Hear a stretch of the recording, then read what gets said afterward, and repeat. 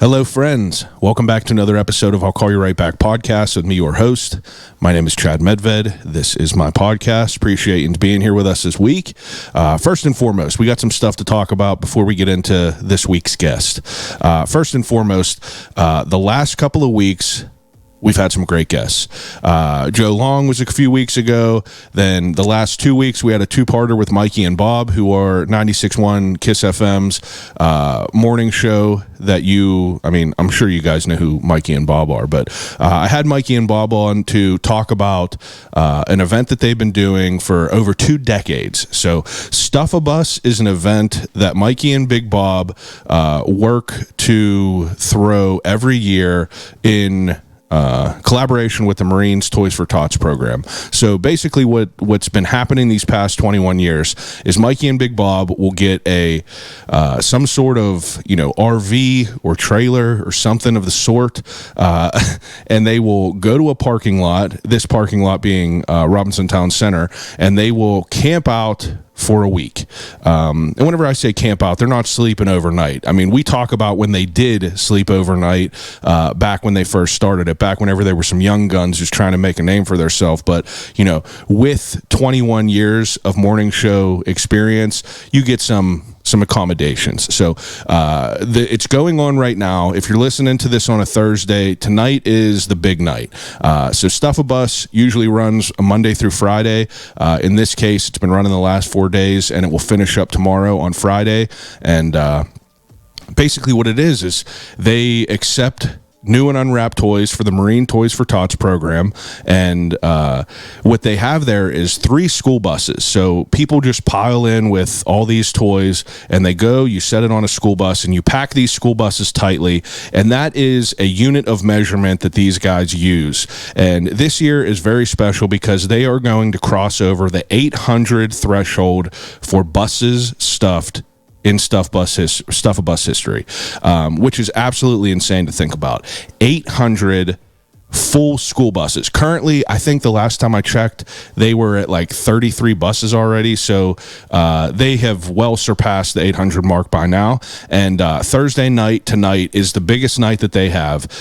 It's what Bob equated to the Steelers winning a championship game. The Thursday night Stuff-A-Bus festivities are basically the same thing. You have all sorts of people up there that are, donating to a good cause. You have 96.1 KISS FM team up there collecting all these toys and filling tractor trailers full of new and unwrapped toys for the Marines Toys for Tots program. Tonight is your last chance to go and check out the festivities. Mikey and Big Bob are up there from 5 o'clock to, I think they're going to be late there tonight.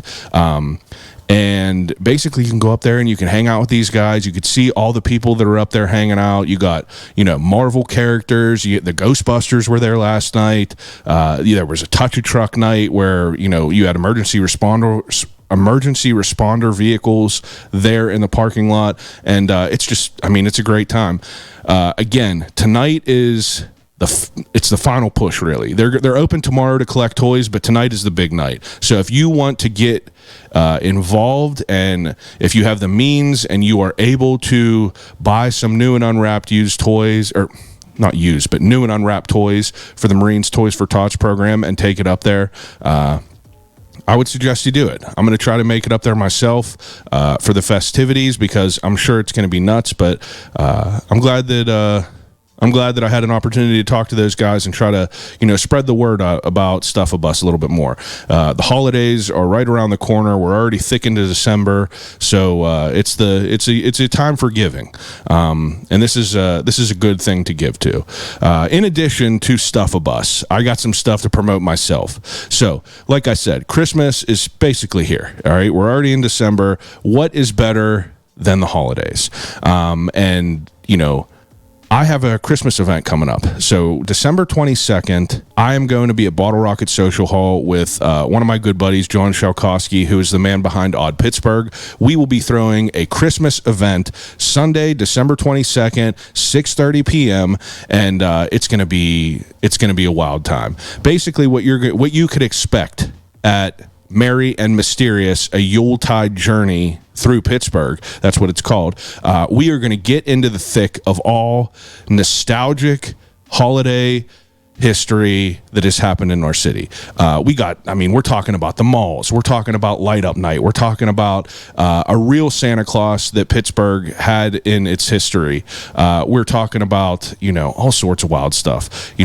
When me and John get together, it's a good time. The last show we did at Bottle Rocket sold out quickly. Tickets are available now, bottlerocketpgh.com. You could go under the events tab. You could grab yourself a ticket under December 22nd. They will be moving quickly. I would advise you to grab it now. Come ring in the Christmas the Christmas season. It's damn near Christmas whenever we're having this show, but let's get Christmas started a little bit early on Sunday, December 22nd. There's going to be Santa Claus there taking pictures.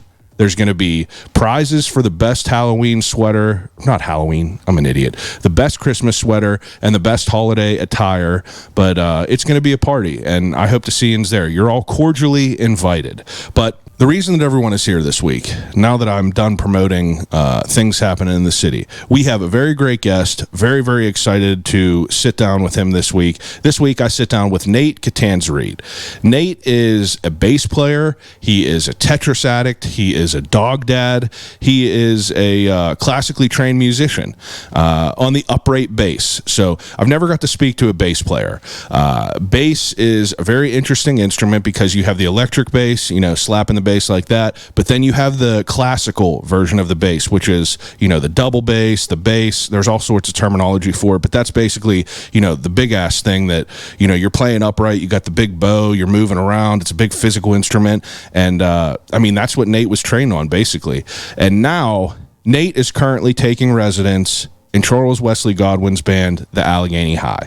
So up in there, Beaver County, we got a hot spot of real players. Over the past, 2 years, I've had the opportunity to sit down with a couple other players in the Allegheny High.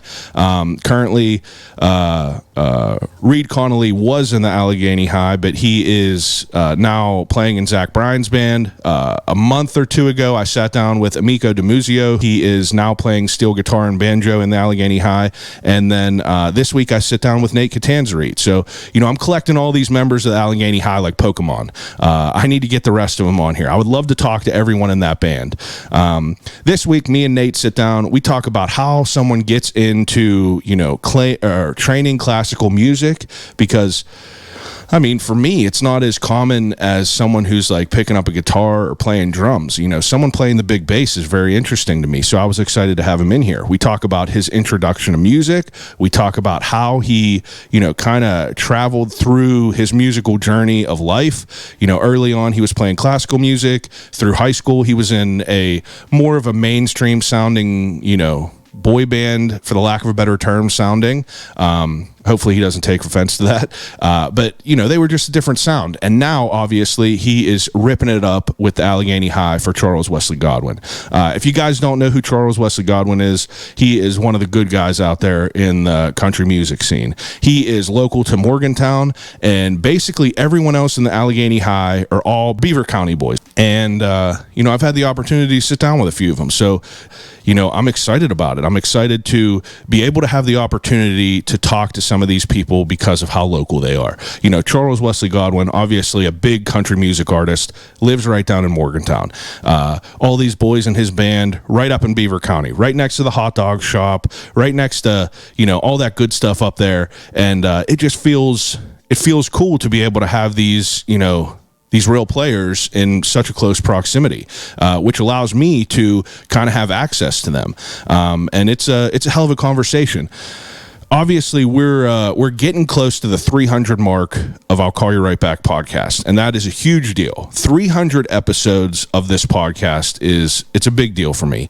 I've been doing this for 7 years now, and for episode 200, I sat down with Sally Wiggin, one of the goats, one of the big dogs in the city of Pittsburgh, a Pittsburgh icon, if you will.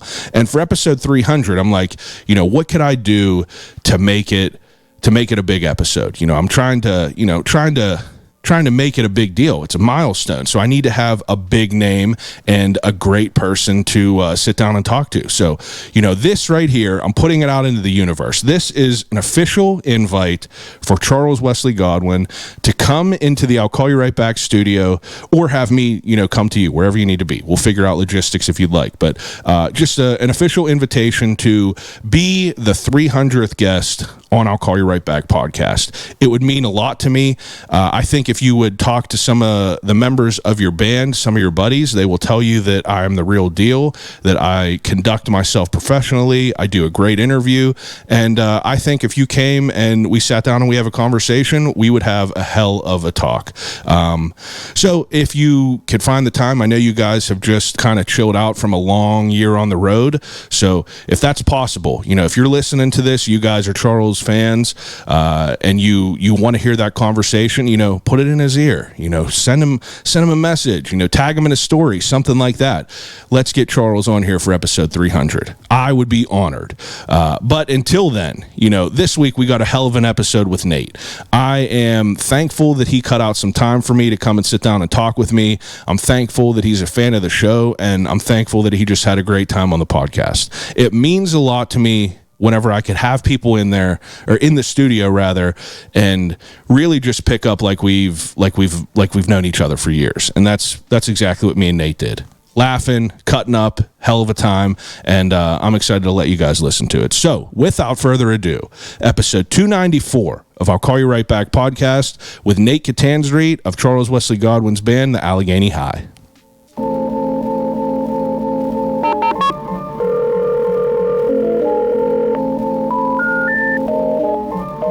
I gotta use the telephone. Hello?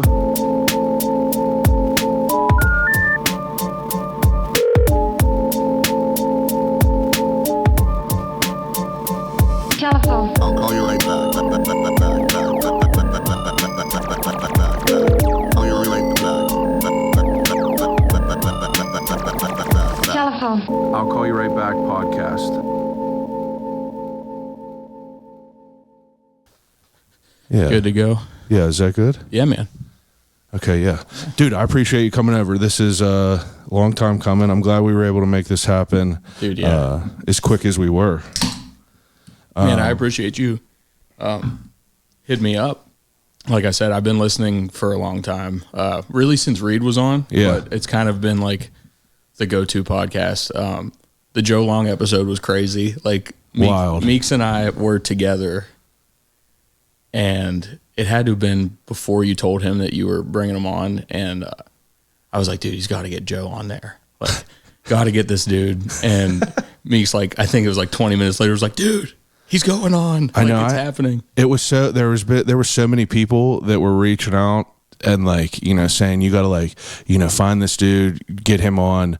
And I couldn't like really get a hold of him because he was so like, he's so big now that you can't really just like DM him. Yeah. So I was like commenting on his lives, and I was like trying to, just slip a comment in there, like, yo, I'm a podcast in Pittsburgh, I would love to have you. But it just kept passing up. And then I know a guy he's a music producer, makes beats and everything, named Billy Hoyle. He was like, yo, dude, I'm doing some work with him. I'll put your name in his ear. And that's really how it happened. Like Right he kind of like gave him the setup, and I like he was waiting for my message. But That's yeah, sick. dude, Joe was cool. He popped right over. We got to get it in there real quick, and dude's taking the world by storm. Dude, there's a spot by my house in Conway called the Conway Lounge. Dude, my wife and I, like, nonstop. Hey, you want to go down to the lounge tonight? You want to go? It's like the Crown same and Cokes. vibe. Dude, exact same vibe. Just pool tables everywhere. Super dark. You can smoke in there. It's like... Yeah, It's a Yinzer spot, Yeah, that's it. He's a Yinzer idol right now.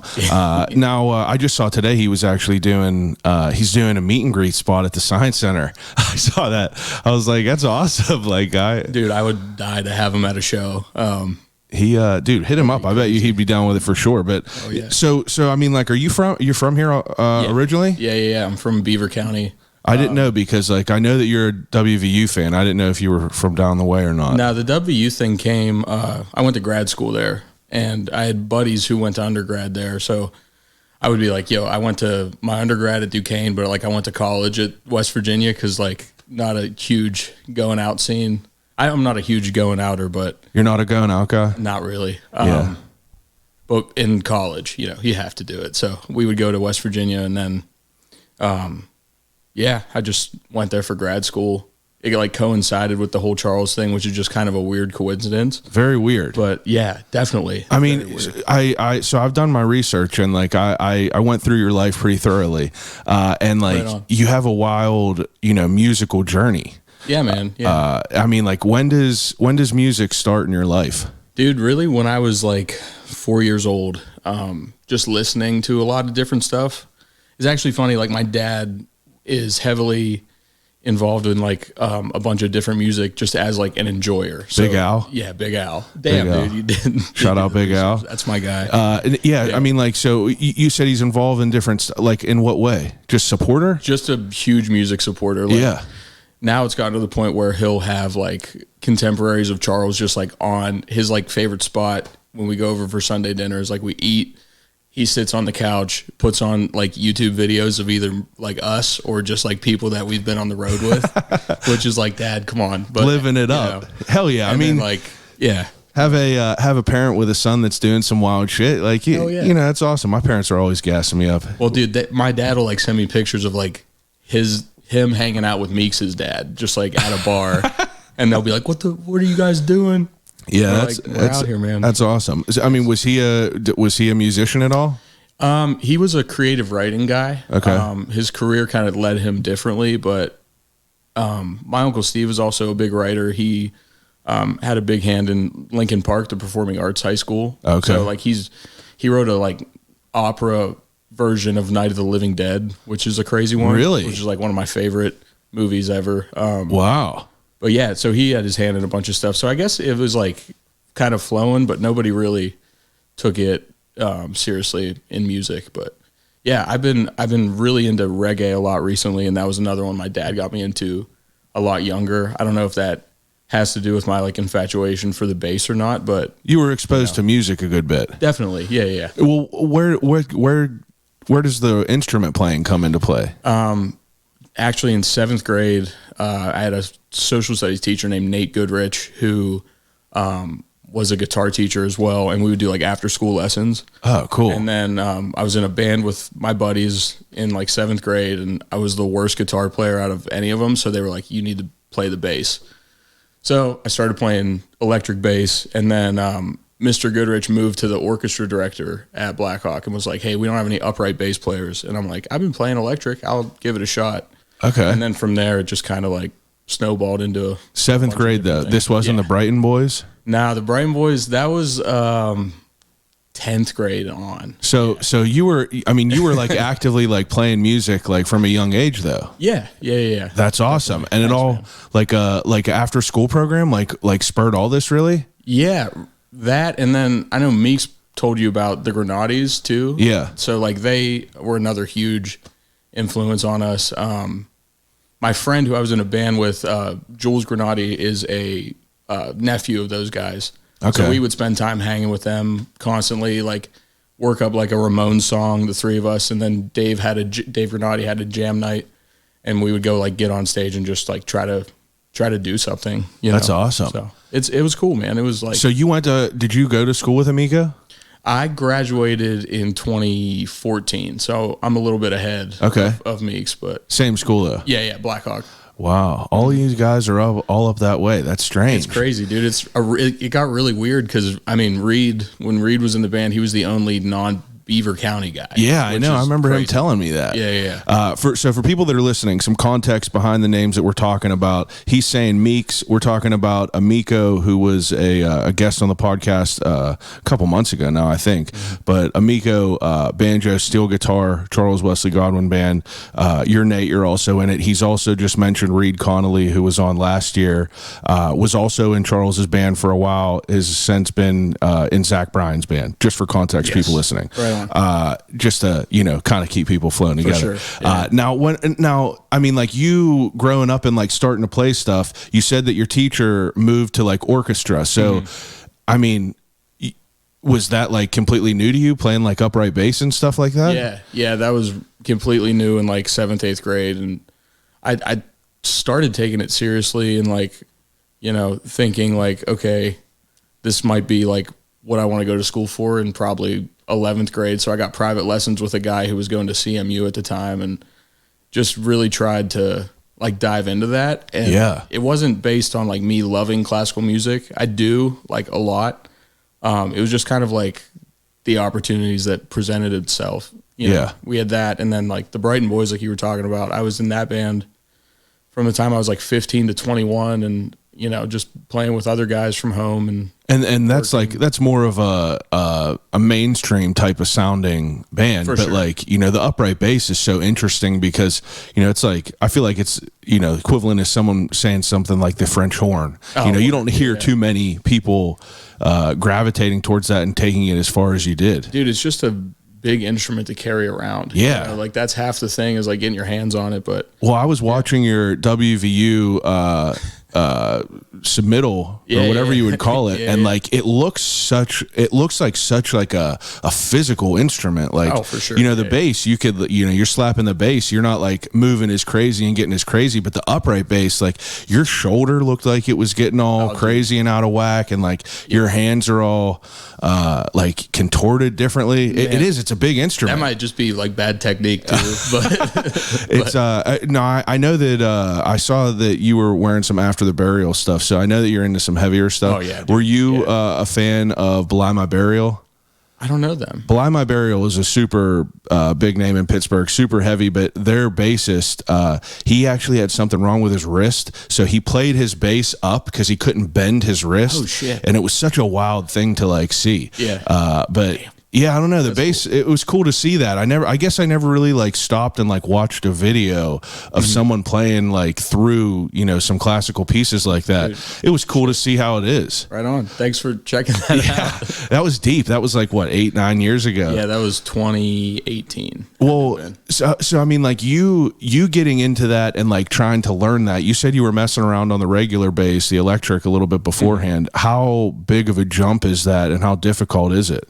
I think kind of like theoretically, when you're looking at the two, it looks like a big thing.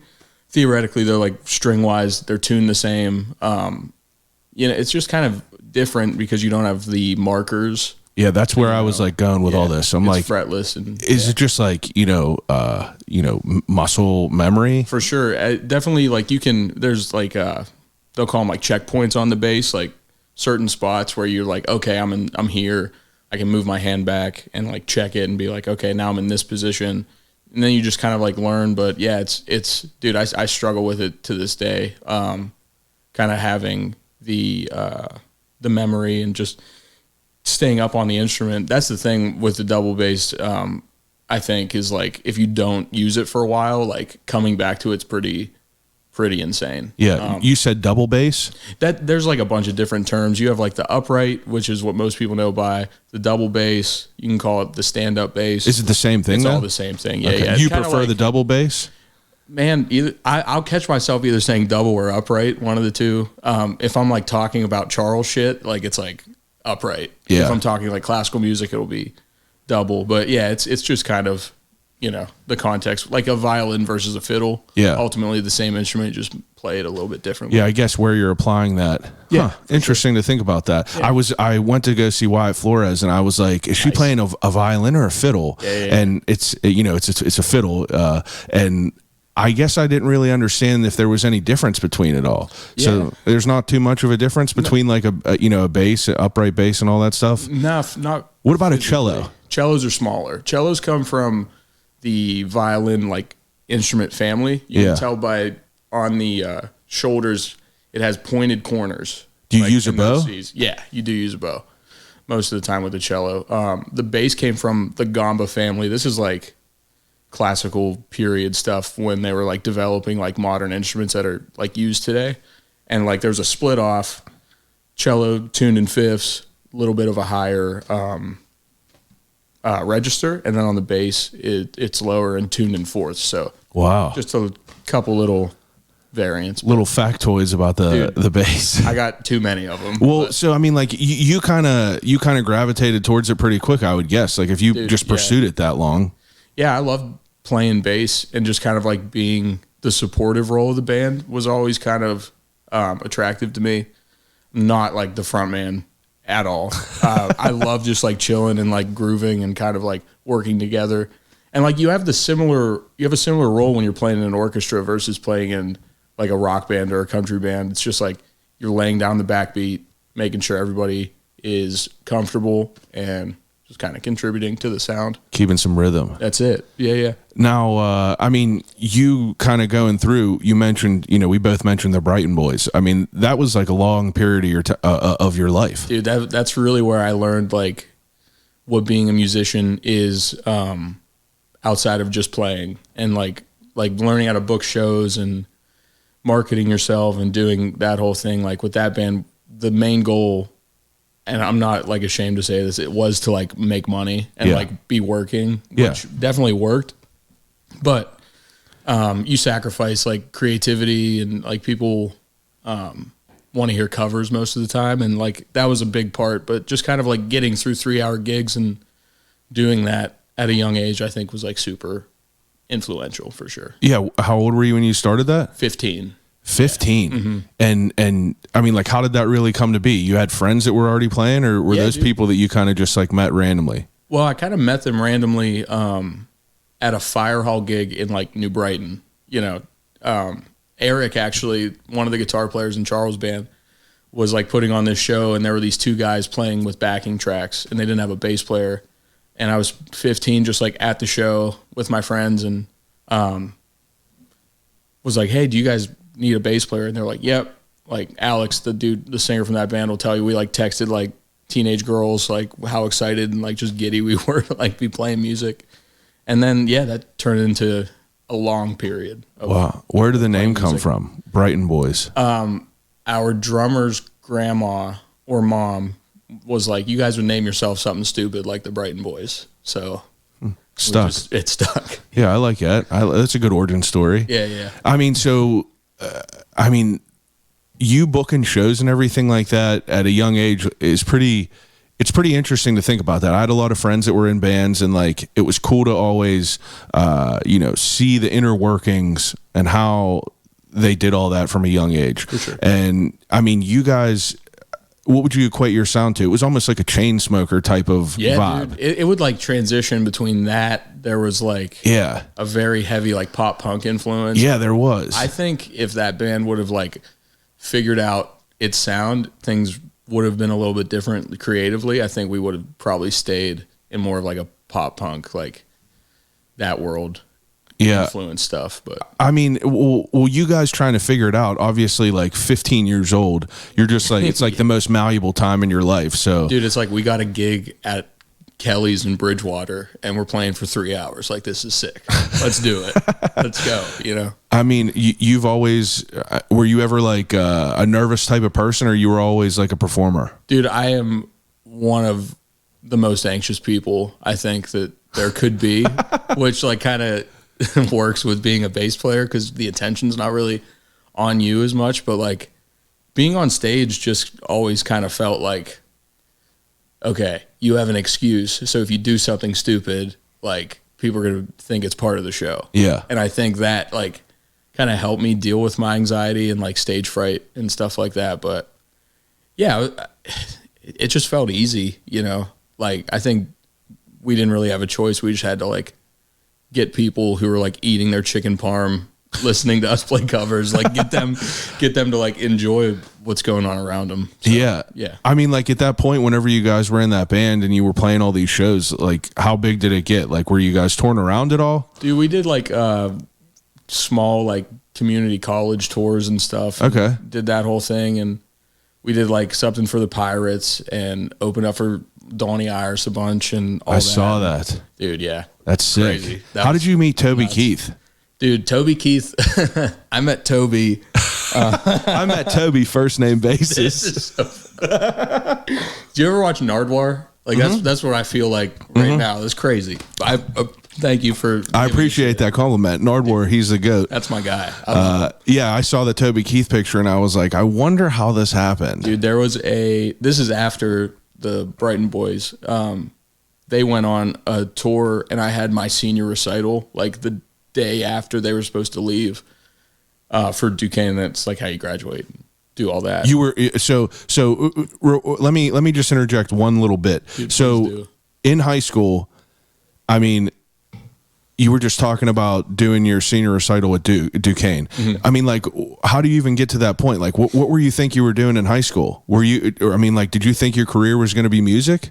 I think so. Yeah. Okay. It was always like some sort of variation of like, but like music was always like a main focus, whether it be like a teacher. I wanted to be a music therapist for a little bit, which is really like an insane career. And like the research they do is nuts. But yeah, it was always like something related to that. So I applied with like a music with a business like minor. And I was like, okay. And then I took like microeconomics and I was like, fuck this. Like I'm just going to play the bass. At Duquesne. Mm-hmm. How did you decide there? I auditioned there and the orchestra director was really cool. I wanted to stay close to home. Yeah. And after I got in there, I was like, Are they known for having like a good program? Dude, yeah, they have a great music program there. Like a lot of musicians from the Pittsburgh Symphony work there teaching private lessons. Oh, cool. Yeah, the orchestra director was like the principal, like number one bass player in the Pittsburgh Symphony. So wow, that was definitely attractive. I loved it. I just wanted to live in Pittsburgh proper, you know? So, I mean, like now if you could like kind of scale at that point in time, like your ability to play, like would you consider yourself advanced at that time? Like I think I was good. Okay. I think going to music school made me realize like there was a lot that I needed to work on. Yeah, I saw you got a letter that said that like, you know, we wanted to like recognize you, to nominate you for like a I got a scholarship to and they'll give that to folks auditioning pretty regularly, but yeah, that was like, man, you went far back. Yeah, dude, I do my research. Oh yeah, I like to learn about it. That's cool. Because then you find pictures of Toby Keith, and you're like, how did you meet Toby Keith? Yeah. So you guys were about like the Brighton boys were going to go on tour, but you had your recital, so you stepped back from tour. Yeah. Wow. There were a lot of other contributing factors involved there, but it was just kind of like, I gotta finish school. Yeah. So then I started playing with a country band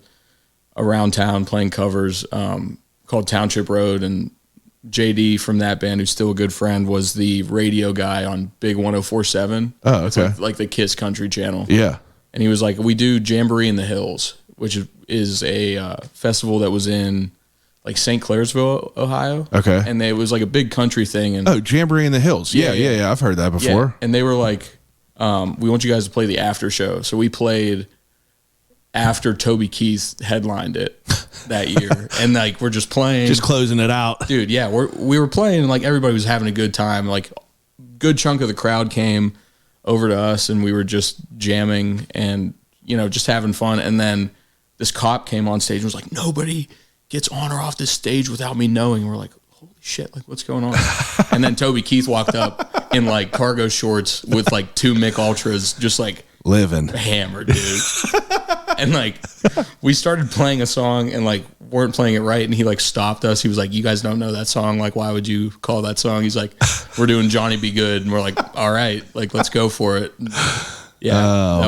That was a cool one. Yeah. I think that was like, Toby was like my big country influence when I was younger. Hell yeah. How old are you? Of it. I'm 28. Okay, so I'm 34. I mean, I would even consider him to be one of like, you know, the bigger names of me growing up. Like I remember, you know, my mom always had like, you know, Alan Jackson, Toby Keith, and like George Strait. Yeah. You know, I feel like those bigger names, but Toby Keith I feel like was a household name. You know, oh, dude, Beer for My Horses. Come on, dude. That whole record, courtesy of the Red, White, and Blue. Yeah, like, yeah, he's a hitter, man. Like he writes incredible songs, and I will say that show he was pretty hammered. Was honestly maybe one of the worst like live performances I've ever seen. But like that's so good. Adds to the story. Dude. Yeah, I'm a fan. So I mean, you said that you were playing with a country music band. I mean, like, how does that transition go from you playing classical music at Duquesne to like getting involved with country music? Because I mean, I feel like they're two different worlds. For sure. Yeah, I think I definitely felt more at home in like the band world, if you want to call it that. Like playing like local shows and like just, you know, playing concerts. Like classical music is so regimented and like I have a hard time focusing sometimes. So like that world with being so precise just kind of like kind of added a new anxiety to things where you're like, we have these auditions and it's like there are only 20, 30 orchestra jobs available per year in the United States for your specific instrument. So for me, it was like, I want to play music. I enjoy, I get fulfillment this way. So I started leaning more towards that when I graduated. Yeah, a little bit more creative freedom rather than like, you know, being completely proficient. And replicating these like insane pieces that are, for sure. You know, considered to be the greatest. Yeah, it's cool though. Like looking back now, my like love for that music has kind of, it's grown because like my end goal with it isn't to be good at it. It's just to like enjoy it. And like, man, I've been reading a lot of books about composers and just like their cultural context and stuff. And like, that is like really cool because then you can hear that in the music and kind of like enjoy it that way. Yeah. So, it's like you get a different level of appreciation with you being like, you know, having that as like one of your focuses. For sure. That's cool. Perspective, you know. That's cool. That's interesting to think about that. So you started playing country music and I mean, was that like how long were you playing with them? What were they called again? Township Road. Are they still around? No, JD moved to Minneapolis. There's a guy in that band named Joey Catania who's a guitar player. Excuse me. He plays with like all the country artists in Pittsburgh. So okay. It was a cool band. It was never anything serious. Like those guys had, you know, careers and like day gigs and stuff. How old were you when this was happening? Like 23? 21. Okay. I believe. Yeah. Okay. Yeah, so like that 21 to like 24 probably. So, I mean, if you're playing like gigs with them and you're doing stuff like Jamboree in the Hills, I mean, you're with them for a couple years? Yeah. And then how does, you know, what happens after that? Man, I went to WVU, was playing with them. COVID happened. But before all that, like right at the same time when I joined Township Road, I had a bass that I was borrowing from a musician at the Pittsburgh Symphony because my instrument, you know, wasn't up to snuff or whatever for my recital. So I'm borrowing this instrument, and then I get a text from Al Torrance, and he's like, hey, do you have an upright bass? And I'm like, yeah. He's like, will you come record on these songs? And those songs were Seneca. Oh, wow. Sorry for the Wait and Strawberry Queen. And then didn't think anything of that, went to grad school. Like 2 weeks into grad school, I started playing with Charles. What year is this? This is 2017 when I recorded.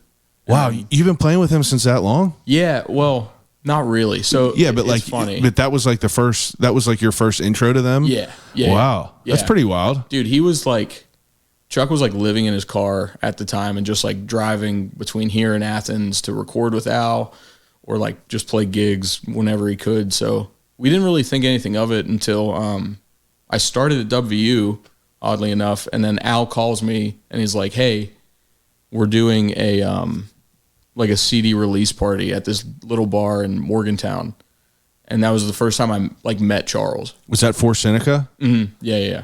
Wow. Yeah. So is that really just like kind of how it works in the music scene? Is like there's names that are known for playing different instruments and they're kind of like interchangeable pieces in the beginning? Dude, yeah, there were a couple guys who played bass on that first record, but it wasn't even like who played it. It was like who had it in my case. It was like, you have an upright? All right, like come record. Yeah, like how did Al know of you? So we all, you know, grew up in the same area. Oh yeah, I forgot. Yeah, he's related to Amico too. Yeah. I had seen Al play when I was younger, and didn't really know him all that well, but like, so he's a guy that's always been that's been playing for a long time, just around town and everything. Yeah, dude. Like the local jam nights that the Grenadis would put on, you would go and be like, oh man, like Al's playing tonight, or like Joey's playing drums, and like, how old's Al? Al's 32, oh, okay, 33, around there, I think. Wow. Yeah. That's pretty cool. It's cool to, I mean, it's so wild that like, you know, all you guys are from the same area. Dude, yeah, and it like, and how it all kind of just like, you know, came to be. That's crazy to hear that 2017 was like the first time that you had like a run-in with them. Man, yeah. And then like a year went by and didn't hear anything. And then all of a sudden it's like, hey, the CD show in Morgantown, you're in this band now. It's like, okay. Is that, I mean, like, so like, how does that happen as far as like you being like, did Charles have a band at that time, or was he was just like making it work? No, yeah. He was in a band before that, but they had all split up. So he was like, let's just get the guys who played on the record. And I'm just really fortunate that like they thought enough of like what I did to call me out of any of those guys. So yeah, that's crazy. It's really like special. You know, I just feel like lucky. Yeah, dude. I mean, it's a hell of a ride. It's a hell of it's a hell of a story arc, dude. It's it's been really just like, the only word is just weird. Like, it's just weird. Like, it's cool, but it's just like, gotta be weird. Insane. Yeah. I mean, like it seems like it's like something you would just never expect. For sure. And that's what's cool about the whole story of it all. Yeah, but you going down there and playing that CD release show, you know, were you technically in the band at that time, or was that just kind of like, dude, I'm filling in? Well, no, we didn't even play. It was just Charles solo. And I like walked on stage. I was like, hey man, I'm Nate. I'm your bass player. And he was like, all right, like, let's go. That's awesome. So, yeah. From that point on, I saw him like a couple times in Morgantown. I would just like make a point to like be around. If he was doing like an open mic or playing at like the burrito spot in town, I would just be like, okay. And I got to go do this. And when was that CD show? Like February 2018? 2019. 2019. Yeah. Wow. Because I bet you the first time I heard of him was, you know, during COVID, I would say. Gotcha. And I mean, he's pretty established by the time I heard of him. Now, you kind of getting involved with the band after that show, you know, when does it start to like pick up to where it is now? Honestly, 2019, we played a couple things like here and there. We probably played like 4 or 5 shows, and then 2020 happened. Were those all local shows? We played like Cleveland and Columbus. Okay, yeah. We'd do like Shinston, West Virginia was one, and Shinston. Yeah, dude. Actually, Elkin, North Carolina. We just played again recently on this last run because they had to cancel the Asheville show because of the hurricane and everything. Oh, so we went man. back and played this like 250 seat theater in this like tiny little town. The first time we were there was 2019, and there were probably like 25 people there. Wow. So like going back, it was like, holy shit, like this is cool. Yeah. But yeah, a couple shows with that, and then 2020 happened. We went and made How the Mighty Fall during that time, which was kind of a blessing in disguise. But I'd say 2021 was when it really started like taking off. How was your experience like becoming, you know, kind of like solidifying yourself as like a member of the band, recording an actual project rather than just being like a piece that someone calls and says, hey, can you play this? You know, I feel like in that moment you got to feel like, you know, this is your moment to like kind of establish yourself. Yeah, dude, for sure. It was a really cool way we went about recording it. We went to this old church in like the middle of West Virginia and just set up and played the songs a bunch and got all these demos. And yeah, it was really the first time where we were all in the room together, just kind of like feeling each other out. Mm-hmm. We'd gotten together and like played just during COVID, like, you know, just jamming, like just becoming a band really. And then, yeah, man, the environment just felt really good with all those guys. 'Cause it was like, you know, like they also knew like where the Brighton Hotdog Shoppe was and like shit like that. Like, you know, it's like, oh, like this dude down at like Kelly's like Riverside, like you ever meet him? We're like, yeah. And then like that sort of thing kind of allowed us, I think, to kind of put our egos away and just kind of like play. Yeah, we're from the same place. For sure. And like You know, it's like we have the same experiences. We know going in that like we're going to trust each other and just kind of like go for it. And that's something I think, you know, the like idea of place is like a huge aspect of Charles' music, and that kind of like contributes to how we approach it. I think, you know, differently than he does, but we're like, you know, this is our common thread. Like if we can like tap into this, whatever way it is, might be like minuscule or like a big influence. It's like, yeah, we're gonna like lean into that. So that's cool. Yeah. I mean, you, after you record that project and, you know, 2021 comes around and you guys start to like really pick up, I mean, you drop the project, what's like the time frame until you guys start like, you know, touring around? Dude, so we recorded in 2020. The next year, 2021, was when we really like hit the road. I was supposed to student teach at WVU and took a semester off to go on the road and stuff. We were like grinding at that point. That was the show where Charles was like, or the run where Charles was like, hey man, like I can't pay you guys. And we're like, oh shit. Okay. And then kind of like, you know, the commonplace and like being connected, we were all just like, let's just go for it and like see what happens. Played a couple more months, like really not making much. Shows were okay. Then in October of that year, Zach Bryan called us to go on the road, which was kind of like the saving grace really, and kind of allowed us to get our like heads above water and like start cooking. So yeah, I think that coinciding with the album coming out on that same run was really kind of like the, all right, we can breathe. Like we're getting there. Got some momentum. For sure. Yeah. Keep it ripping. Yeah. That's awesome. Try to keep going, dude. I mean, like, so if you guys are, you know, going around on tour and you're like, you know, you're grinding at that point and then, you know, kind of like a break happens with Zach Bryan, how does, I mean, like at any point, do you feel like when does it really feel like things start to like this is going to be like because you said that at one point he couldn't pay you. So like, obviously, you know, you're growing up, you're being an adult, you have to get paid eventually. For sure. So, yeah. I mean, like, is it after the whole Zach Bryan thing, you're like, all right, this could really be a career? Definitely. I think that was a big like push. Yeah. You know, we're still just trying to, you know, sell out our own shows and like, just we had these goals that we were like working towards and everything. Yeah. But yeah, that definitely like being like, oh shit, like somebody who is like popular in this world like thinks that enough of us to bring us out on the road. So it's like we need to like embrace this and like take advantage of it every way we can. Yeah. You know, not like take advantage in like a negative way, but like seize the moment. Yeah. Seize the moment. Yeah. Just like go for it. You know, that was kind of it.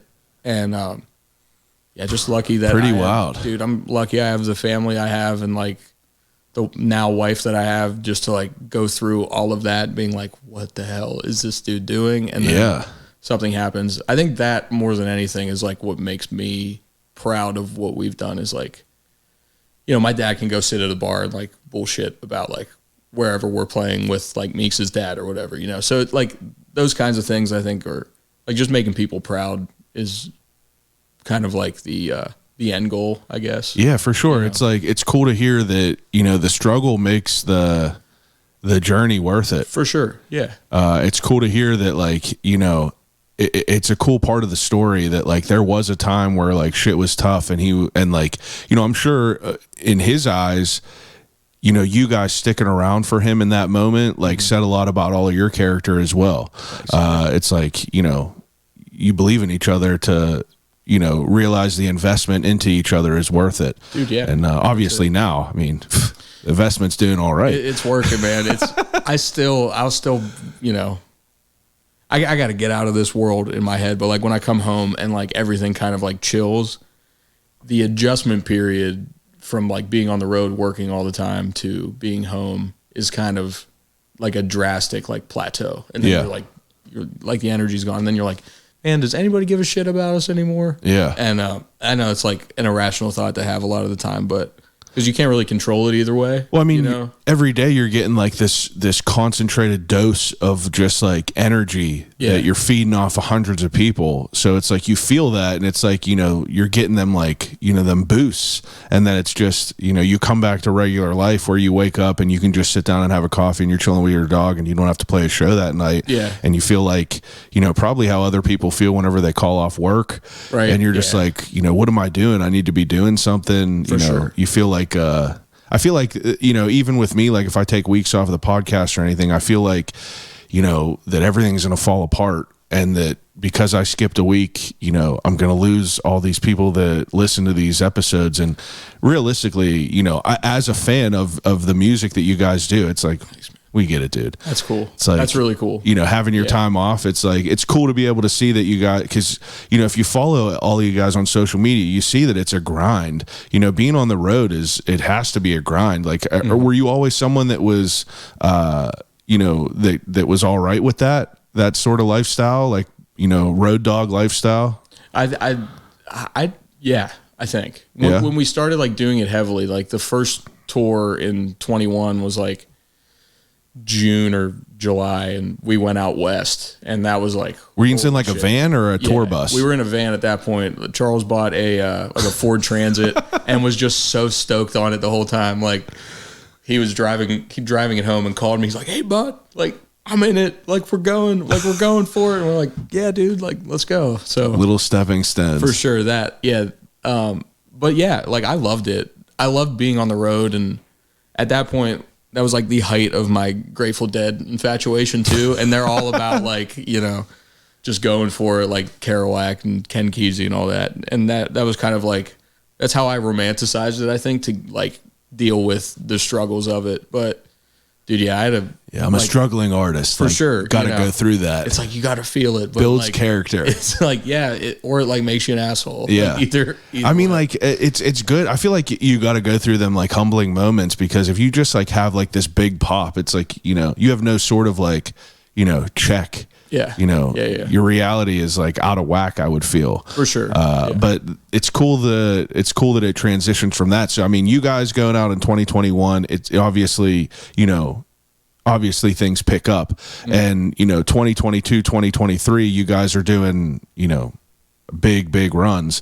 I can't remember if it was I think it was 2022 maybe I was in Healing Appalachia, or 2023. I can't remember which one it was. I think it was 23. 23. Okay. That was the day Family Ties came out. Yeah, it was. Okay, yeah. So from the time that you guys are touring after Zach to like where Family Ties is, you know, that's when Family Ties, when was that recorded? We recorded that in December.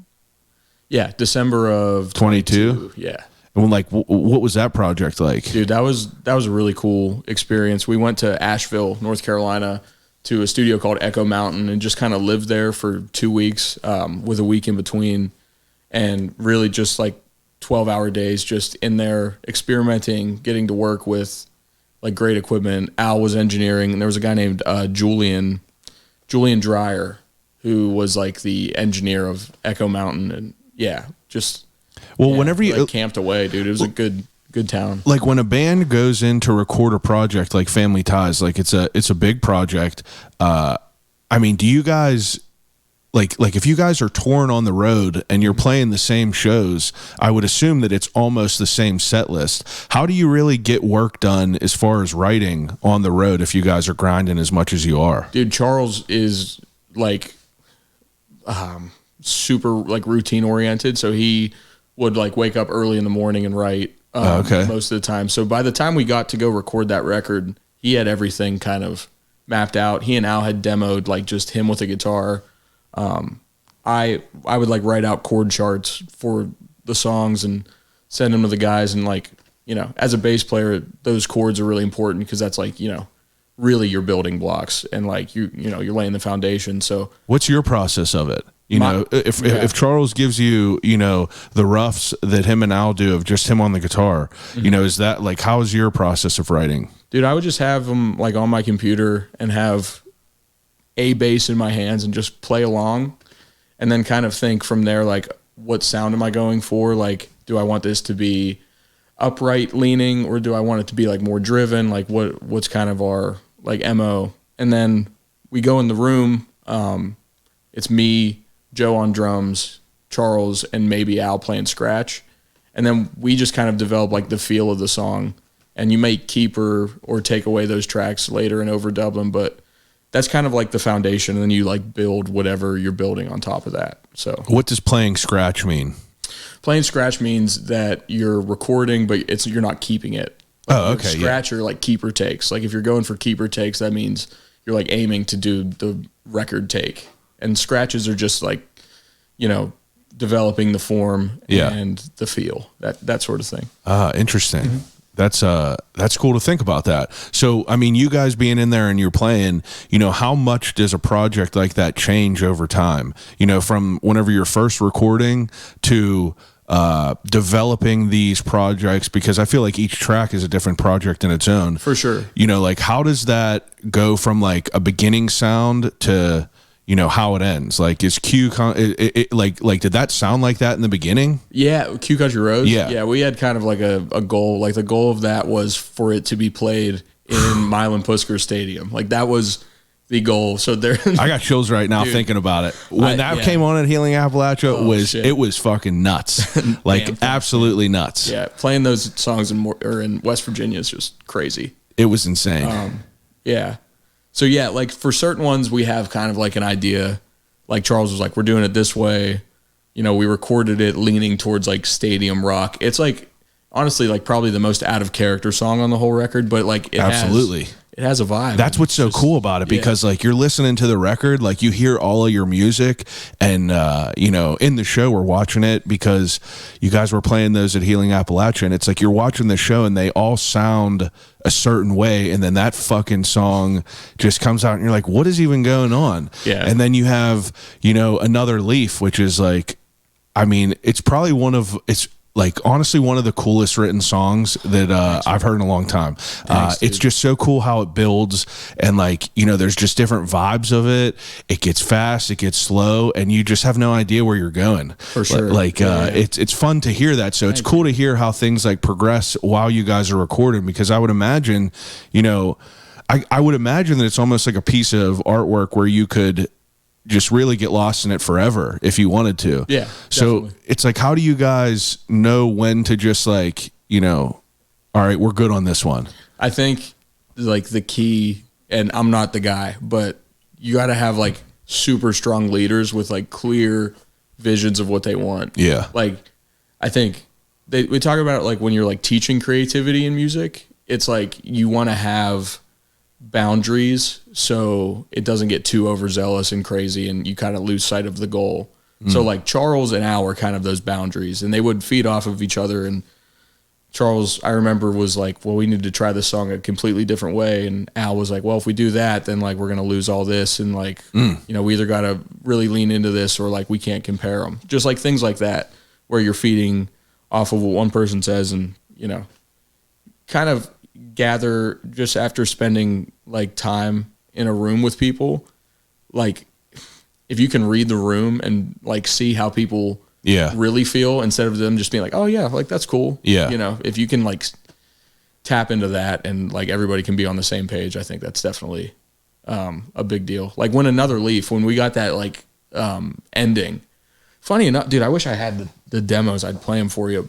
But like Charles had that whole kind of like cinematic plot line like mapped out, and it was just like, what's the music gonna sound like for those things? And yeah, that was like probably my favorite day of recording was when we did that, because like for the like the instrumental part at the end where it just goes nuts, we like turned all the lights real low like in this old church and recorded it live. And Louis Nice did the video, like the documentary. I don't know if you've seen that. I've seen it. Yeah, where Al is just like moving, and it's like fucking like feral, dude. Like, we're just like vibes. That shit is cool, and like that makes me want to go back and listen to those recordings, And super cool to hear more about all that. Like that's it's really wild. So I mean, you guys putting out Another Leaf, I mean, what's like when that record gets cut in its entirety and it's, you know, the final product,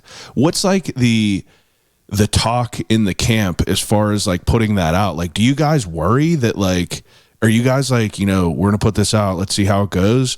Or are you like, you know, do you kind of have an idea like, you know, this is a fucking piece of work that's gonna be, you know, did you know about that, or is it kind of just set it out there and let it go? That one felt like really good. Yeah. You know, it's funny to see what songs people like gravitate towards, because there are certain ones that I thought were going to be more More of a fan more favorite. of a response, I guess. Like what? Skyline Blues, man. That's the one for me on that record that Really? we also don't really play it live all that much. But yeah, that song for me, yeah, I think is my favorite. Did you know that, like in that moment, did you guys know that, you know, Q Country Roads and Another Leaf were going to, like, you know, and All Again, you know that those, did you know that those were going to pop off? I think there was a big excitement around All Again, but Another Leaf and Q Country Roads were just kind of more like passion projects, really. I think, you know, I mean, like, Charles, he's a really personal songwriter, so, like,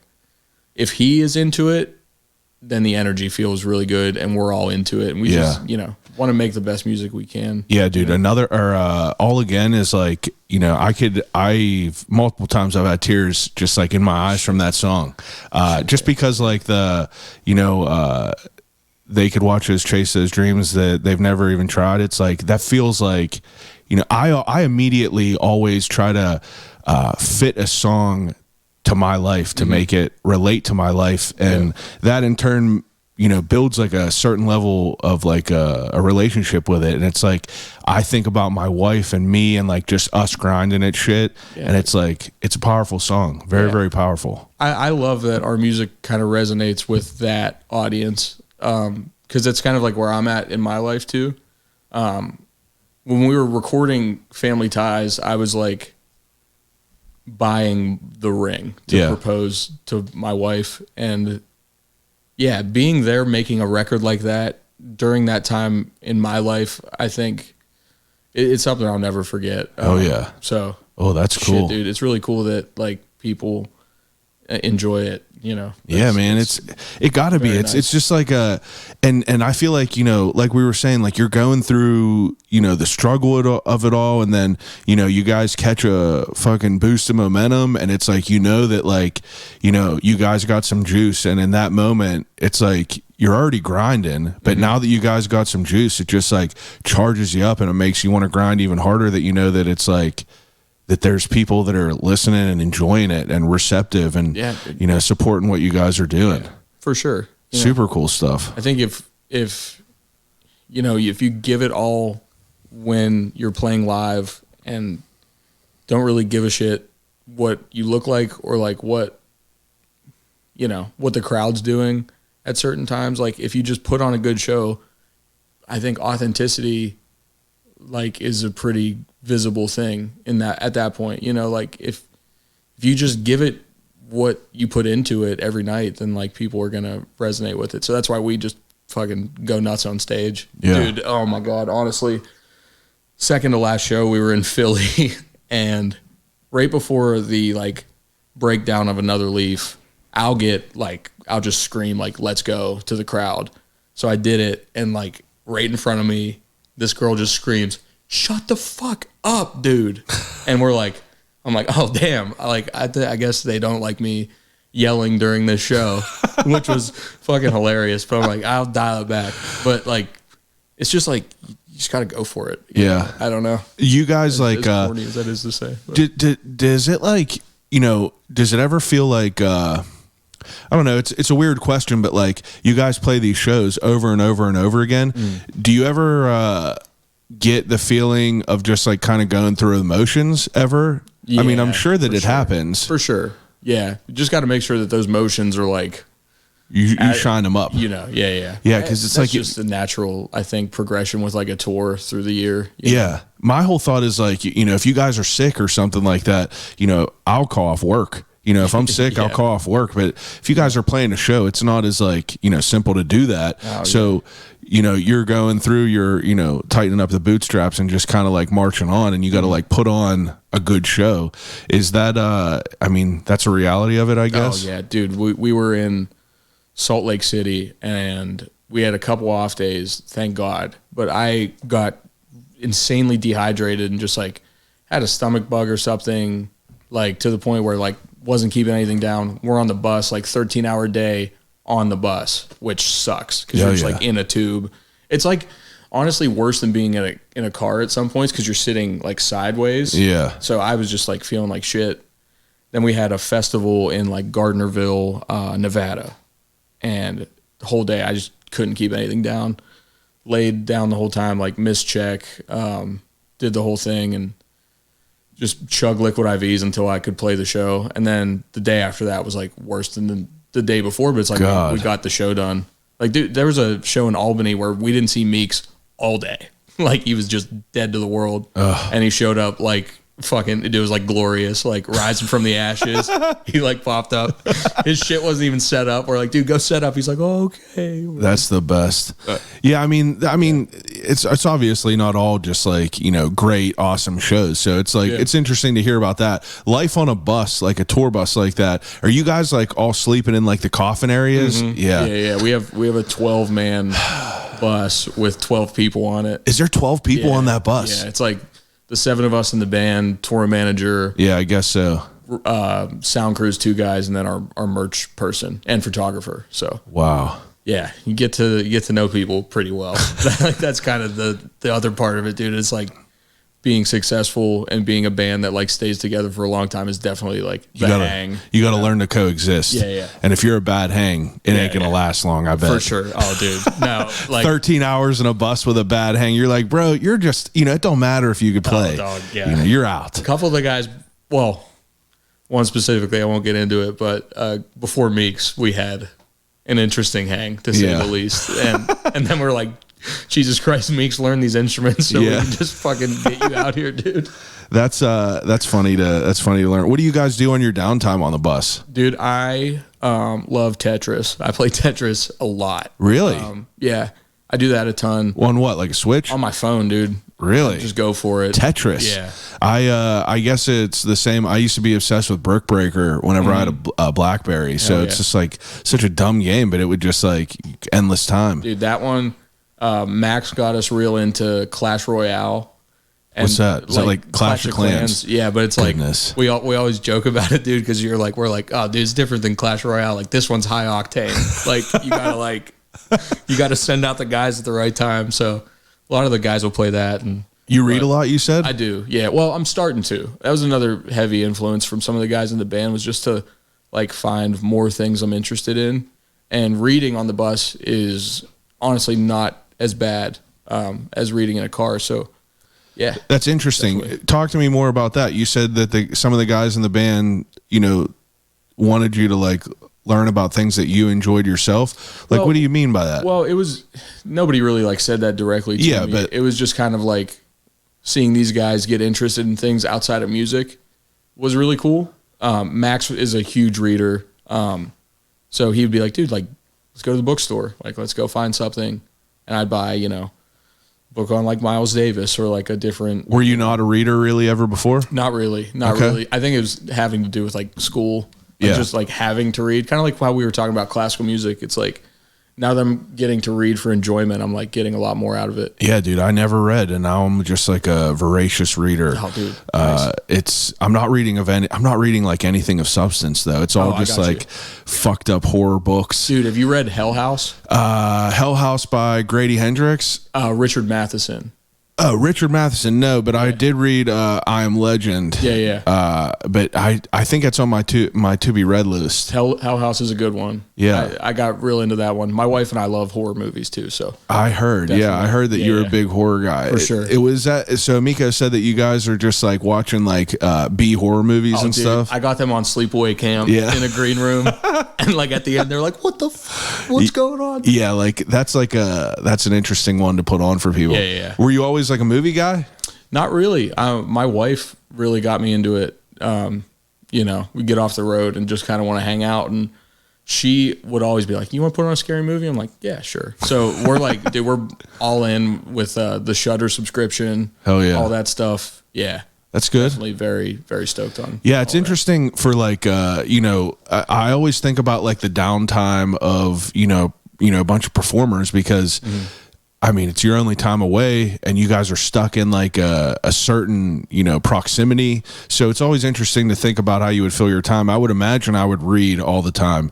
Now, I mean, are you guys like, fucking around on the bus playing music? Oh yeah, dude. We'll like have jams on the bus, like not playing, just listening. Oh, okay. Yeah. I meant like playing. Like you guys are not really like, just like hashing out songs and stuff on there? Not really, dude. Okay. It's funny though. It's probably tight quarters. Yeah, it is. And then you get in the green rooms and people kind of spread out and do their own things. But, we have like ambitions at the beginning of the tour to do that. Then you realize like touring is like kind of all encompassing. So yeah, the moments that you can kind of just chill are not plentiful. You a big coffee guy? Yes. I know that you guys are all rolling around with the coffee cart. We got that espresso machine. Yeah, that's a gangster move. Dude, I like that. It was like the one time I think that we like balled out and bought something for the band. But yeah, Eric was a barista, so we got real big into like pulling espresso shots and like doing like the latte art and all that shit. But yeah, that right there just like adds so much to like, the allure of the band. It just seems like, you guys are having fun and enjoying for sure your time. Yeah. It's cool that like, it just is also cool that you guys are in such close proximity to like, Pittsburgh. It's obviously makes me feel like it makes me more interested and makes me easier to like want to like be involved with it all. Dude, thank you for supporting it, man. Yeah, man, absolutely. I love it. Now, I mean, where you guys are now, I mean, like, what are your goals as far as like a band? Because I know that shit's like ripping and it's ripping right now. You guys just came off a run. You got a couple months off. I mean, like, what is like the mind frame of a band right now? Are you guys working on another project and just like trying to get that settled? Charles and Al have an EP done that we kind of recorded all over the country. Yeah. So they're putting up the touches on that. And then, he's writing. We're just kind of like waiting for him to bring us the songs. And, does he pretty much write all the lyrics of all the songs? Yeah, he writes. He writes the majority of everything. Wow. We'll add in like musical elements that are different, maybe change chords here and there. But dude, honestly, what we're trying to do is just kind of like just play and like enjoy playing together and maybe not playing Charles songs all the time, just like whether it be like an original that somebody has working on or like, dude, we've started White House Road cover.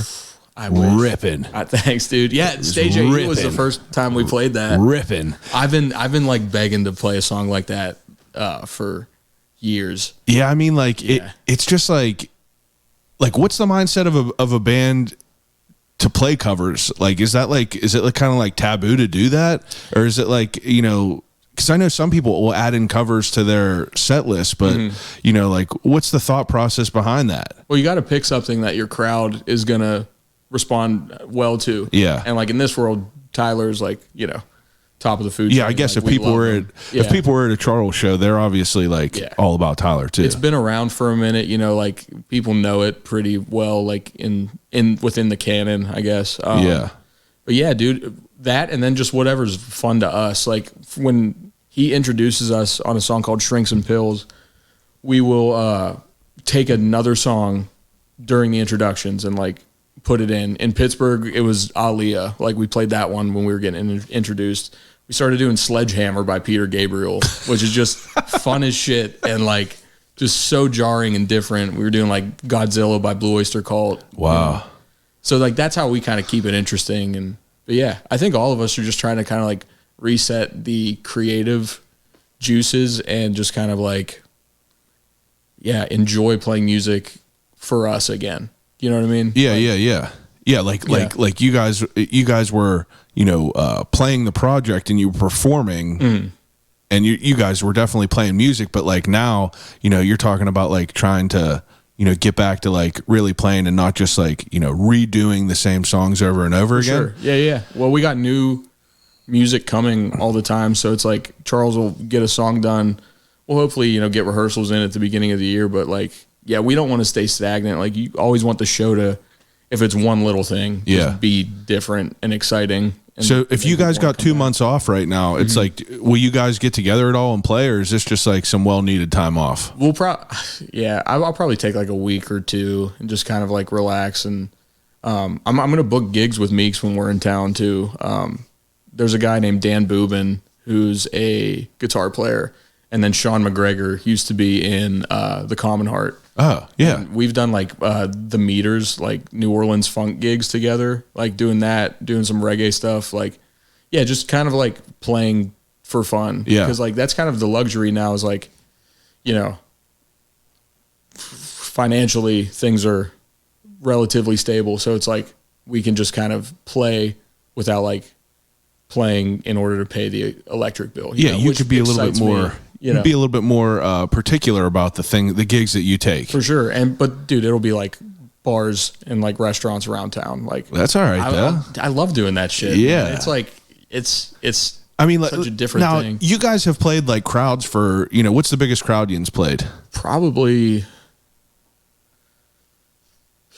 one of the Luke Combs gigs. Yeah. One of them SoFi. stadiums. Yeah. Something like that. I mean, and that's like, what, 15,000 people, something crazy like that? I think it's like 30. Holy 35, shit. Dude. It's insane. Is there a difference in the way that you feel whenever you're playing on stage with like, that compared to like a more intimate, a more intimate venue? Definitely. There are pros and cons. On the Luke Combs tour, you got to remember, we were third from Luke. Yeah. So, we're probably, I say like 35. They're probably realistically more like 19,000 people in there, which like, still a shit ton of people, but you kind of understand that you're not like the main attraction. Yeah. And you're just kind of playing for the crowd and like you want to put on a good show. So in that regard, it's kind of like back in the day when we were opening in like tiny bars, Yeah. Not a ton of pressure. You're just on a really big stage. The ones that I love the most are like, I don't know, between like 500 and 800 people. Yeah. Like that's like a really good core. Yeah. Nice size. You can feel the room and like feel the energy, but yeah. Yeah. Like I'm not a huge arena guy. Like my wife, like we went to go see like Ed Sheeran in an arena and like that was so sick. Like it was cool. I'm not like the craziest Ed Sheeran fan, but like, we went there and we enjoyed it, but it's just like a different experience, which I'm not really like it doesn't feel as intimate as I want it to be. Like Shane Gillis is coming to the PPG paints, and it's like I don't want to go see a comedian in an arena like that. I feel that. You know what I mean? Yeah, I don't know if I've ever seen a stand up in real life. You might as well watch it on TV. It's the same exact feeling. Yeah. You just don't have to drive down there. You don't have to sit packed in. I feel it. It kind of like loses that shine. 2 years ago, I was literally front row center at the Improv watching him. So it's like, I don't know, it kind of takes away, but I love that like, it's strange because the goal of a traveling artist, I'm sure, is to get to the point where you could play these arenas like, the Luke Combses and everything. But, also, do you feel like that you would miss the smaller end of it all? Definitely, man. Yeah. Like we just played the Reeves Theater for like 250 people. Yeah. And had a fucking blast, dude. Yeah. Cause like, it's just something about being in the room with the music, with the people. Yeah. And, just like being in the moment like that. Yeah. The arenas and stuff. The Zach Bryan shit was cool because they had it like in the round. Yeah. So you felt like a professional wrestler. Like it was sick. Yeah, that is sick. Like we were in Bakersfield and we ran out for our show to Korn. It was sick, dude. It was so fun. Probably insane. Yeah, like the Zach Bryan fans were like, what the fuck is going on? And we just go up and play Q Country Roads to start. But like, yeah, so like I think with the arenas and the stadiums, it's like if you can do it in a way that isn't like cheesy, but you add something and like kind of use that room. You know what I mean? Like it's tough because as a listener, you're like, you want everything good for the band that you love, but you're like, I don't want you to get too big to where, we can't go to, a smaller stage AE and really get like an intimate type of show. For sure. But I don't know. It's, got to do what you got to do, obviously. For sure. Yeah. Now, I mean, you guys, as far as where you're at now, like, traveling all the time, you coming back here, what do you do when you come back here with your downtime? Like whenever you're not playing music, like what do you focus on? Honestly, just kind of like there's a real serious answer and then the goofiest answer ever. The real serious one is like I'm just trying to like enjoy being at home and like be there for my dog and like cut the grass and just do all the shit that like kind of grounds me in like the world, like go and getting lunch with my dad or, you know, watching a movie, just kind of like hanging out. Normal kind of like shit. Enjoying life because it's like I'm sleeping in a bed now that isn't going 70 miles an hour down the road. Yeah. Like I can take a shit whenever I want. Yeah. Which is a thing on the bus. Like you can't. Yeah. You know? Sorry. That was vulgar. It's like that. It's like that. It's like the movie Grind. You ever see that? No. You know, it's good. You should watch it. All right. I'll check it out. But I mean, like I can understand that there's like those moments where you come back here and it's kind of like, you know, kind of snaps back to reality. Do you have any idea how many days you were on the road last year? We did the math. It was 100 shows. That's insane. 43 states. I'm not sure what the day count is, but a hell of a lot. At least I'd say probably close to half the year we were on the road. Wow. But that's maybe more. That's intense. I mean, like, so when you guys are going to like, you know, the West Coast, I mean, the tour bus drives the whole way over there. You guys aren't flying places, are you? We'll fly and like meet the bus. So the bus will leave Nashville like at the coach yard and like if we're in, like we were in Portland. So we like landed in Portland, got on the bus, and then the bus was just there for that run. Do you fly your instruments? No. The bus has a locker with it, so all of our gear stays in Nashville when we're not on the road. Actually, we just got everything back because the bus dropped us off on the last run up at the Beaver Valley Mall, which was another hilarious ass thing to just get out of there. You really just got dropped off at the Beaver Valley Mall. Yeah, dude. Yeah, that's like, all right. See you guys later. It's like the meeting spot, dude. It's like it's where everybody. That's real funny. Thinks his dad rolled up in his like dump truck and like put all his shit in the back and like it's great. Yeah, that's it's cool, man. It's cool that you guys have like you know a little unit like that yous do. What are some of the places that you like traveling? I love the Pacific Northwest a lot. Yeah. Hard not to love it up there. Dude, Seattle's so cool. Yeah. Seattle, and we were in Bend, Oregon, too. Yeah. It's a really cool little town. Yeah, I like going up there. Honestly, Boston is a great city. Dude, playing in Pittsburgh is just kind of the best out of anything. What's the worst show that you guys played? This year? Dude. I keep saying dude a lot. I was texting you dude a lot. That's all right. Real self-conscious about that. That's all right. That's the tick. It's cool, dude. My like student teaching kids would say the same thing. They were like, Nate says fucking dude right on and like I'm a hell yeah guy. Hell yeah. I'm a guy. Yeah. I'm a I got them too. Yeah. Like do you ever have any like where the crowds are like not feeling the sound? No, I don't know if it's ever they're not feeling it. It might just be they're not there. So we played in Austin at this like Coca-Cola festival, and it was in July. And Austin is obviously hot as shit. So they opened the door at 4. We were the first band on. It was like us, Maren Morris, and somebody else. And they put us on at 4:30. Just sun directly on us, like 98 degrees. God. Dying. Just literally in this amphitheater. Nobody's there. And we're like, oh, fuck. Like, let's just go. Went too hard. Got, like, fucking dehydrated, heat exhaustion. Like, wow. Adam, our tour manager, like, runs up on the people running the festival. They're like, why are they going on now? He's like, I don't know. We usually don't have anybody play until 6:30. And they're like, you just like created an emergency. Like, what are you doing? Yeah. But that one was tough. There was a festival in Florida that was just like, it was like us and TLC were like on the same bill. TLC? Yeah, it was weird. Wow. Like, just like. That's pretty sick though. Yeah, dude, those bro country festivals, they'll like have like. Yeah, a bunch of weird shit.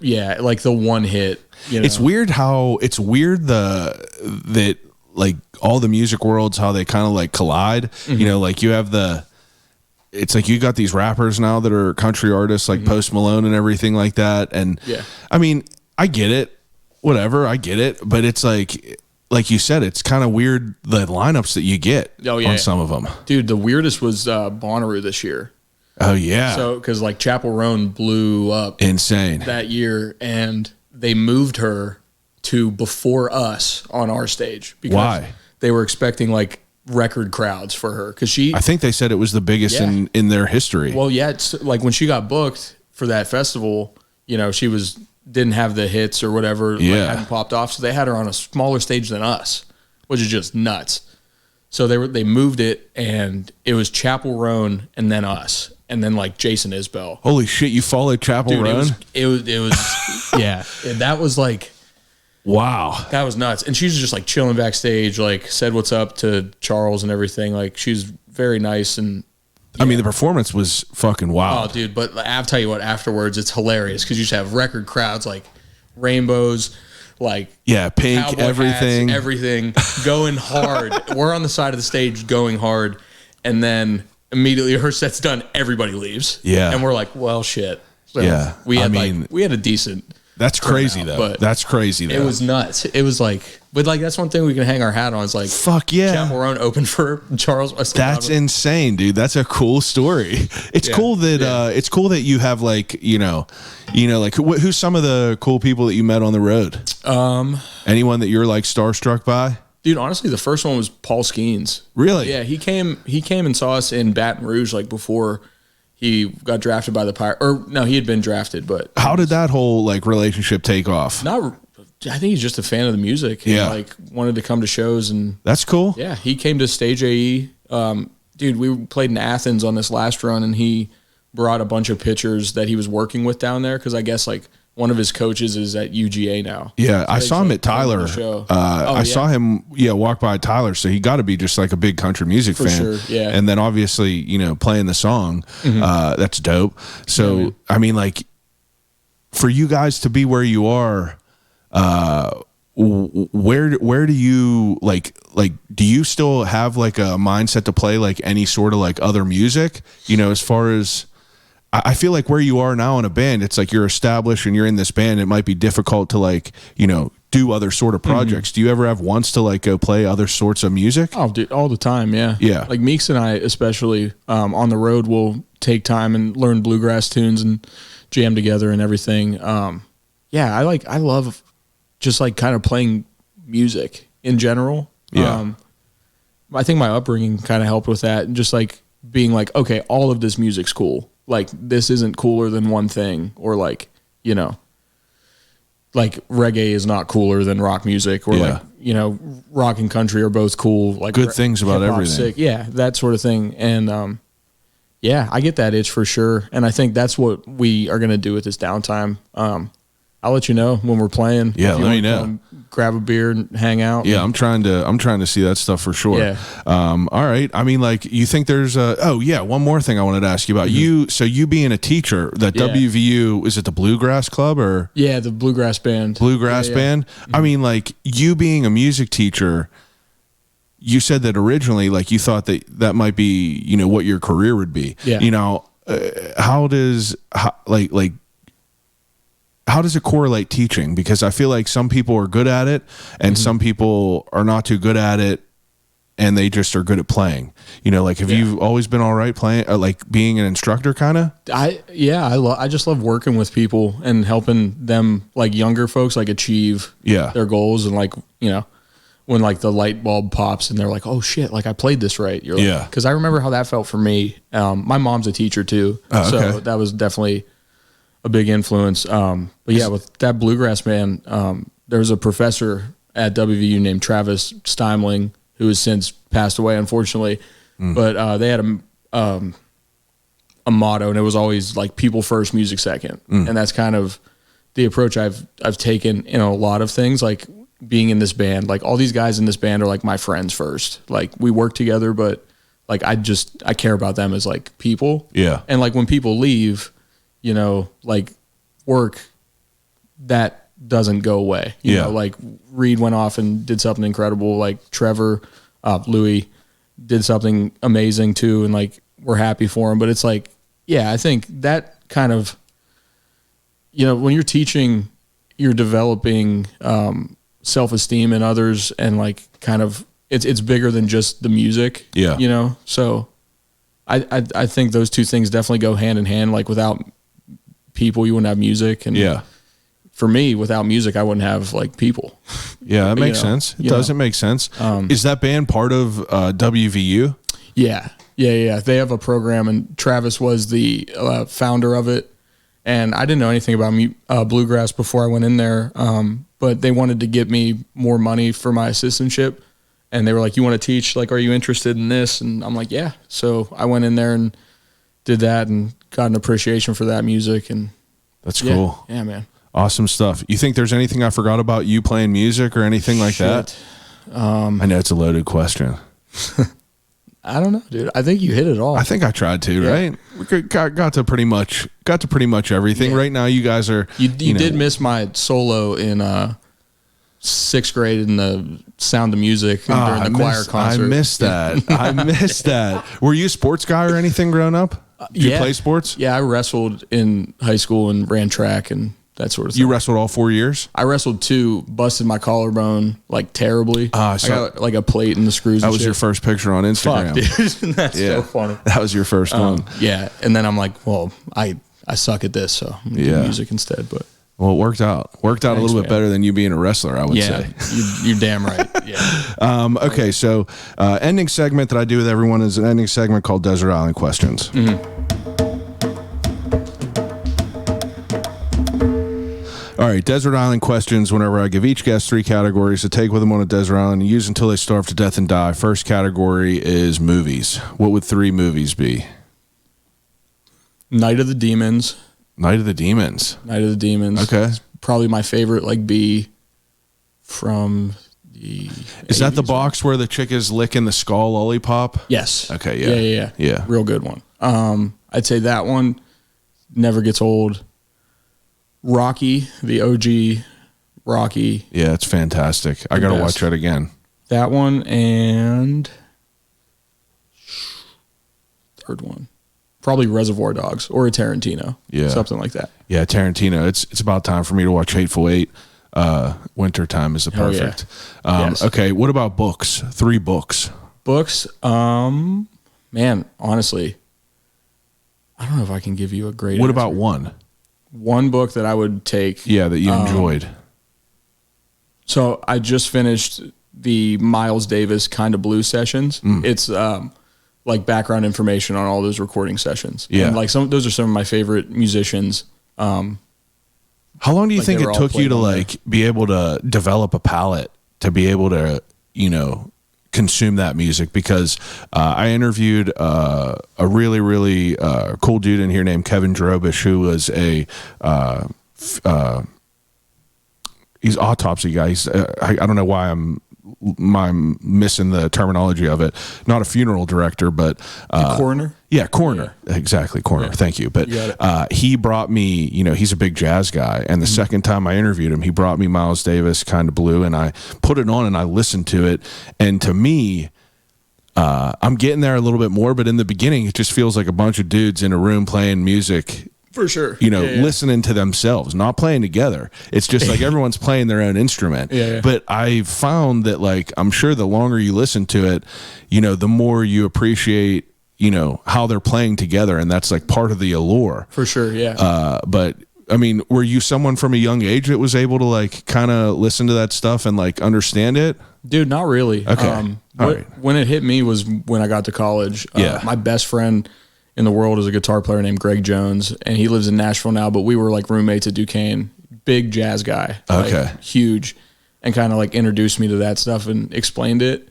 That's the funny thing too, is it sounds like they're just all in a room, but dude, they're locked in to like this weirdness. I know. I won't get like weird jazz. I try to watch drummers, like jazz drummers and like pianos, and like sometimes it'll just be on YouTube, and it's just so wild watching them play. Yeah. Even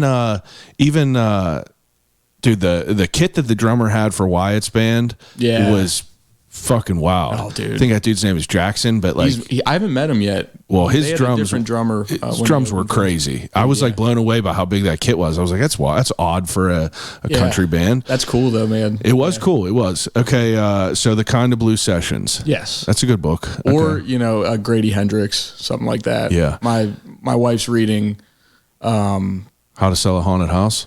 she read that one, the support room, Oh yeah.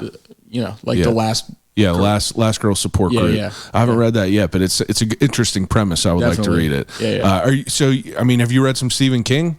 I haven't, dude. I'm man. green. I'm getting into it. Man, I'm like, that's really what like got me into it all. You gotta get on it. If you're into horror, he's the best for the reason. Yeah, recommend me one. What should I check out? I think the most appropriate first book to read from Stephen King is probably Misery. Okay. Yeah. You've watched the movie? I've seen the movie. Yeah. Movie's great. The movie was great for me growing up. I loved it. So it was easy to like kind of attach myself to that book, and it was a good opportunity to see what was different from the book and the movie. That was the first time I ever read like a book in the movie and seen the movie.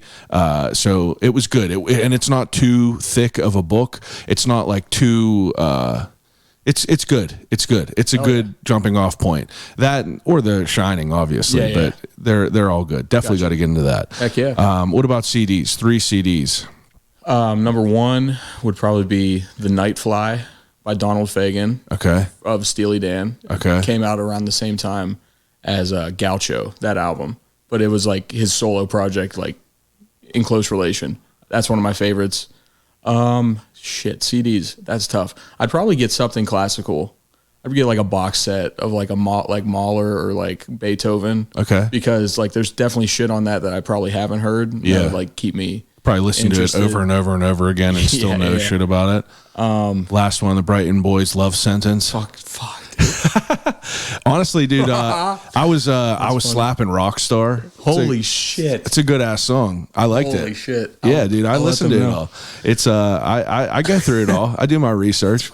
Yeah, it's so cool. Now, I mean, did you play a show in July? With them? Yeah. No. I saw that they said that they always come back. Hell yeah, dude. The Midland 4th of July. Those dudes still play music? Some of them. Yeah. I don't think they do it fully. I'm real close with the singer from that band, but the other guys I haven't seen in too long. Like, no bad blood or anything. Love them to death. Yeah, but you guys are just on different paths. for sure. Yeah. Okay. Third one. Yeah. What's the first CD you ever bought? First CD I ever bought was Speaker Box of Love Below. Oh, okay. Or that and the Black Album at the same time. The one I would bring on the road or on Joe's Garage, Zappa. Joe's Garage. Have you heard that? I don't, probably not. Oh, dude. You guys, like, whenever I took Amika to the fucking flea market and he's going through showing me all these like records, he's like, brother, you gotta listen to this one right here. Dude, that he's kid, like a cinephile or an audiophile. It's insane. I'm not really like an audiophile to the point where, I just know of songs. I don't know the artists. I don't know lyrics. I've listened to Biggie Smalls' Ready to Die all the way through 1,000 times. Still don't know all the lyrics. Yeah. I'm more of a cinephile. Like I can remember an entire movie, but I don't know. I enjoy music though. I'm a big music guy in that way. I like to go see live shows and everything. But I don't know. I don't go. I find myself listening to the same shit over and over again, all the time. Or do you listen to a lot of new music? Not as much. Definitely, I'll throw on like the all new indie playlist or whatever, and just kind of like hear what's going on. Recently, dude, Meeks didn't go. Max and I went and saw the Lemon Twigs at Thunderbird. Have you ever heard of them? The Lemon Twigs, dude, they're crazy. They're like what kind of music? Super throwback, like power pop, like like the Raspberries, that's type of deal. Yeah, like early Beatles, like Beach Boys stuff. Okay, but it's just like these dudes who look like they stepped out of like 1974, just like fucking ripping, dude. That's sick. They're sick. Yeah, I love it. Okay, now random question: what's the best concert you've ever been to?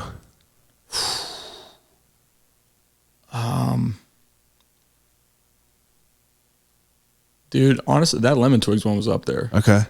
Thunderbird is a dope ass spot. Thunderbird's sick. It is such a cool spot. I think the best I've ever seen was honestly Tedeschi Trucks Band. Oh, like okay. as an overall like show. Yeah. That was just like, it's a good answer. just like, yeah, oh dude, just like seeing those guys in their element. They've been doing it for so long, and That's a good answer. hearing Derek Trucks play slide guitar is like It's a moment. insane. Yeah. What is what's on your green list item? Like what's a green list item that you got? The green room or list? green room item? Yeah, your what do they call it? Rider item. Dude, it's kind of become a couple of our new obsessions. Ginger ale, but it has to be Schweppes. Schweppes ginger ale. Can't be Canada Dry. Yeah. Like, that shit's like artificial. Schweppes is good. You got to get the cranberry ginger ale too. Yeah. That's some Thanksgiving coming up, time. yeah. Dude, Tom holy Tucker was. Tom Tucker Mint. Yeah, Tom Tucker Mint. It's rare now. I don't know if they make it anymore still. Dude, that was like the Giant Eagle staple. Giant Eagle staple. That's good stuff. But Yeah. I mean, like, whenever you guys have a rider, I mean, like, do you guys just like, is it all just standard shit? Yeah, Like, we what's get- the most ridiculous thing you have? Probably like milk for the espresso machine or something like that. Milk? No. Shit. Yeah, it's just pretty standard. Like, Yeah. Just like fruit and meat and cheese and shit like that. And Hell yeah. beers and stuff. We started getting, for some reason, somebody put Stella's on the rider. Stella Artois? Yeah, I feel like fancy as shit when I drink that and go on stage. I'm not a like, big this is drinker, great. but I my buddy has always really liked them, and I've drank quite a bit of those in my time. They're good. They taste good. Yeah. Okay. Third to last question is the death row meal. Oh, shit. Death row meal is whenever you get last chance to eat a meal, appetizer, main course, and a dessert before you get put to death. What are they? Appetizer.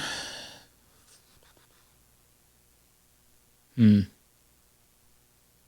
appetizer, I would say the breaded banana pepper rings from the Conway Lounge in Conway, Pennsylvania. Wow. That would be Banana the pepper first. rings. So, okay. And then this is very localized, like Beaver County That's all right. I love it. to do. So it would be that for my appetizer with like that house-made ranch that they have. Some Sal's chicken parm or whatever. Oh, dude, Meeks loves that Cajun chicken. I know. I still haven't been up there yet. I got to Dude, go eat it's, that. It's a good spot. You'll probably run into my fucking dad and Meeks' dad just like bullshitting. And walk up, be like, "What up, Big Al?" Yeah, dude, he'd be like, he would love it. I know. He would fucking love it. He's probably commenting on all your shit already.